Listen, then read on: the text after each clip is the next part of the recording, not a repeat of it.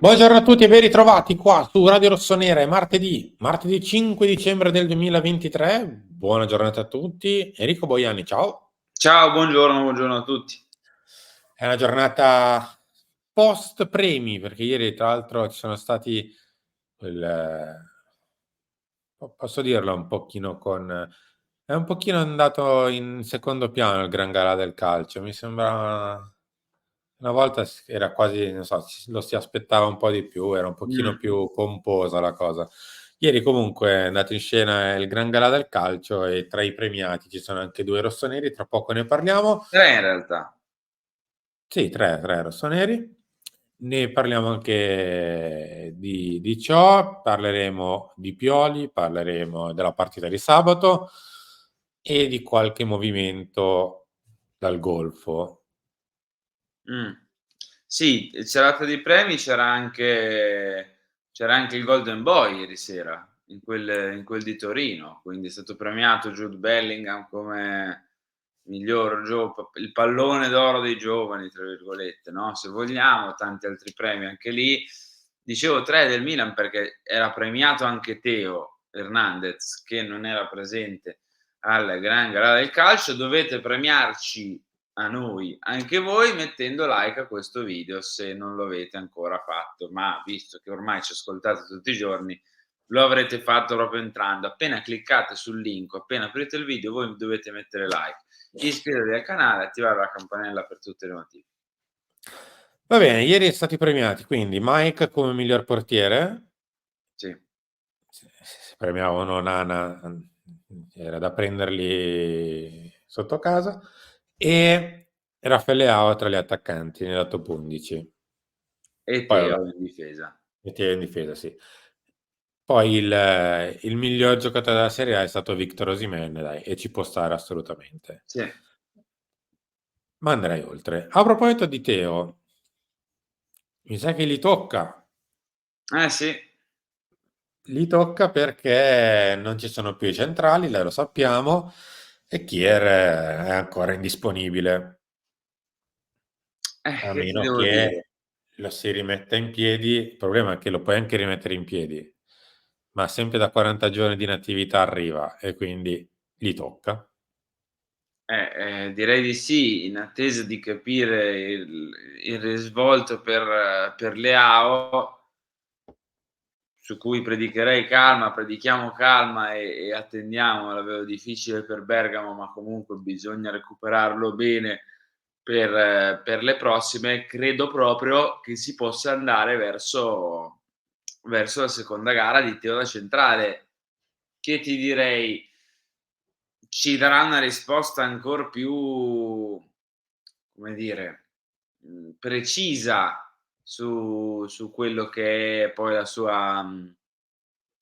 suo livello da difensore centrale, perché è vero che col Frosinone, ma ha fatto molto bene, è anche vero che era il Frosinone, cioè, bisogna sempre tarare, no, in base all'avversario, in base al momento, al contesto.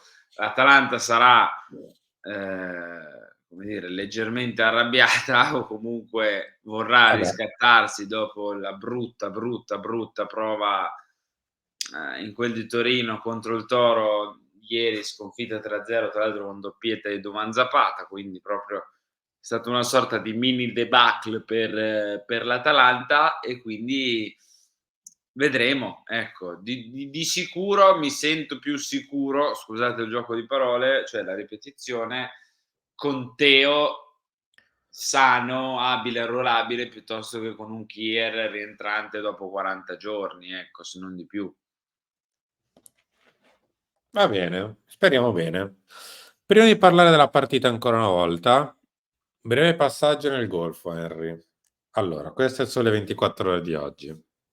Milan, Redbird cerca capitali, Investcorp riscende in campo. Il fondatore Cardinale incontra investitori tra New York e il Golfo Persico, il fondo del Bahrain e valuta il dossier per iniettare risorse con il braccio di Abu Dhabi.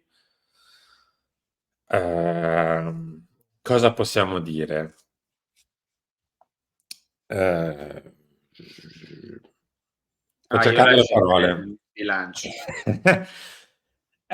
Diciamo che Investcorp, tutto questo grandissimo interesse nel caso entrare in un veicolo dove tra l'altro potrebbe comandare relativamente poco, non è che ce l'avrebbe così tanto. Mh. E potrebbe anche essere una notizia un po' passata, s forse. Mh. Vediamo. Vediamo perché comunque quel tour del Golfo di ormai sarà quasi passato un mesetto da 3 guardi settimane forse. quando c'era Lecce Milan, ecco, Sì, un po' prima e un po' dopo quella partita c'è stato un po' di qualche incontro con Jerry Cardinale che era di base a Jeddah, poi ha raggiunto la Giorgio Furlani, qualche incontro importante c'è anche stato, perché sì. ci sono mhmm, a breve delle scadenze e quindi bisogna risistemare un po', diciamo così. Vediamo, vediamo. Di sicuro niente, lascio parlare a te perché ho paura No, qualsiasi frase è io la possa inutile far tra misteri così, cioè in questo momento si sta cercando di iniettare nei veicoli che controllano il Milan, che fanno capo a Redbird, dei nuovi capitali. Questa è la ricerca di nuovi investitori che possano supportare quello che è l'operato di Redbird e al momento non ci sono diciamo così, non era stato raggiunto alcun accordo. mh. Poi Okay, bravo, vediamo l'hai come andrà la vicenda. Come è stato per quando fu preso il Milan, che se vi ricordate passammo praticamente l'estate con la raccolta di questi fondi da parte di Gerry Cardinale, insomma. È sempre stato, essendo un fondo, una raccolta di e quindi vediamo, vediamo. C'è un po' di movimento nel golfo, diciamo così, sì, al di là di Investcorp. Al di là di Investcorp. Andiamo avanti dai, è inutile fare melina su niente. Pioli ci crede ancora. Il ritorno di Leao, big match finiti e unità ritrovata, il Milan rilancia. Allora, i big match finiti? Sì, son finiti. L'ultimo che è ancora un po' impegnativo è appunto la partita di sabato contro l'Atalanta. Poi le squadre della parte di sinistra sono praticamente finite. Leao, da come ha parlato ieri, lo vedo un po' difficile Henry. mh. Lo vedo più per la prossima ancora, non per l'Atalanta. E vediamo di rilanciare, anche perché se non rilanciamo in questo momento, che abbiamo la possibilità di sfruttare un po' il calendario, quando rilanci?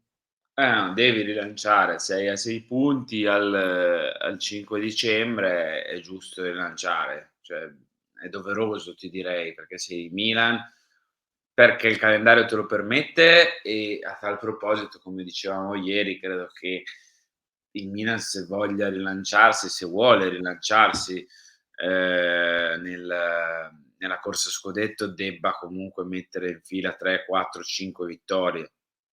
Solo così magari riesci a rosicchiare 2, 3, 4, 6 punti, chi lo sa, e tornare in piena corsa. Cioè da qui alla fine del girone d'andata il Milan deve, non dico fare filotto, ma quasi. Deve andare vicino al filotto. Poi vedremo nel giorno di Santa Lucia come andrà la partita di Champions, se riusciremo con un miracolo a qualificarci, se dovremo "scendere", no, tra virgolette, in Europa League, se invece non faremo nulla, quello è un altro discorso. Però a questo punto e ti dirò, lo devi anche affrontare quel discorso lì, non dico spensierato, ma non avendo praticamente niente da perdere, perché sei già ai margini, quindi lo devi affrontare così.